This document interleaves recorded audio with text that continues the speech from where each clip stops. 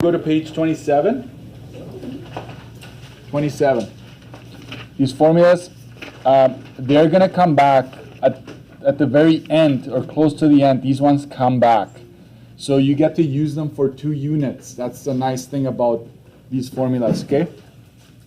So a loan, for us to figure out how much we're borrowing, we're going to go price minus any down payment that you may have saved up for. Oops. You got this, right? On page 27. So to figure out how much you need to borrow, the loan is how much you need to borrow from the bank. You give price of the car minus a down payment, that's what you still need to borrow. It may be that you have 0 down, you have nothing saved up. Well then, guess what? You're borrowing the entire value of the vehicle, okay? Monthly payment. I'm going to go down here. To figure out your payment, I use TMT for it. Basically what you do is you go price minus down. Make sure this is exactly the way you have it. You put that in brackets, and you will multiply this by a bigger bracket with a line in between. Okay? And I'm going to use a red pen for this because some of us, when we transfer this, some students put 100 down, right? I don't know why, because they're so used to percentage, I guess. It has to be 1,000, okay? And this is what I call the table rate.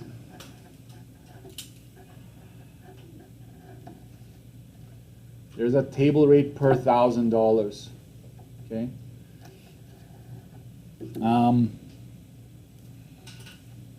This, if you look carefully, it's the same thing as that. So this portion right here is still called the loan. Like when you subtract it, that is still referred to as the loan.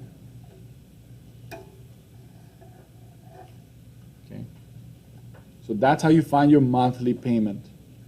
I will put in brackets, we only do monthly in this class, in this course. We all know, I mean, I hope you know that you could pay weekly, bi-weekly, semi-monthly, like there's various, but we stick with monthly, okay? Then there's something called total paid to the bank, okay? I just go TPB like this. Make sure you have those headings for you, because if you don't, TPB is not going to mean anything to you later on. So basically what you do is you take your payment, okay, you multiply it by the number of years, and then you multiply that one more time by 12 months. If you do this, you actually come up with the total amount you paid them back, okay? I should put a note here, always greater than loan, okay? Some students miss this. You will always pay the bank more at the end of the loan. You will have paid them more than what they gave you at the beginning. I hope that makes sense. That is how they make money.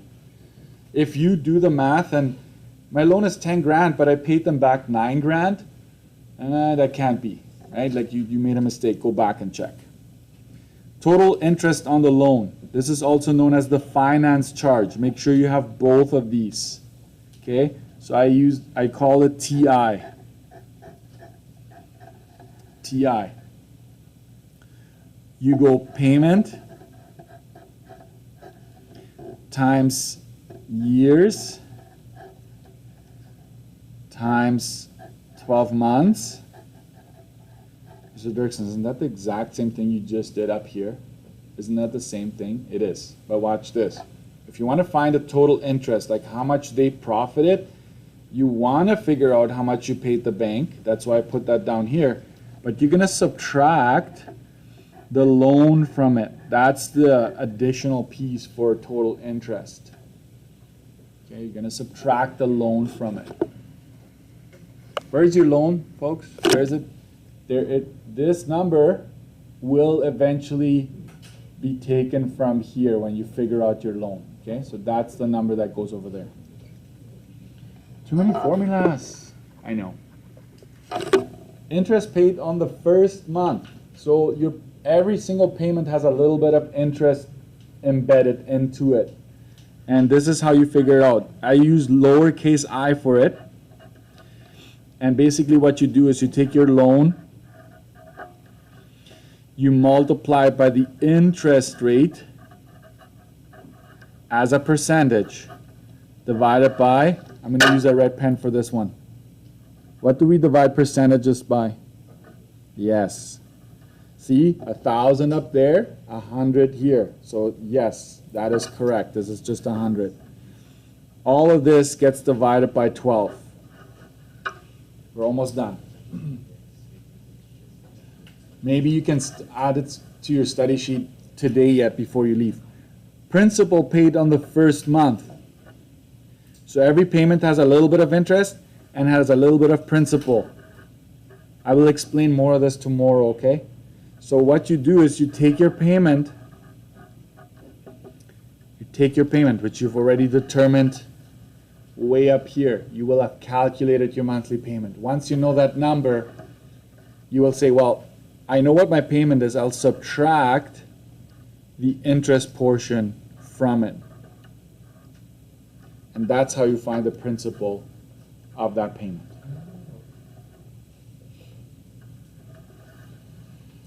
This last one, I'm always a little hesitant, but I will give it to you because it could come your way. It says total paid for the car, like for the car, right? You will take your down payment that you put down plus total paid to the bank. So this is what it total paid for the car. I'll just take my down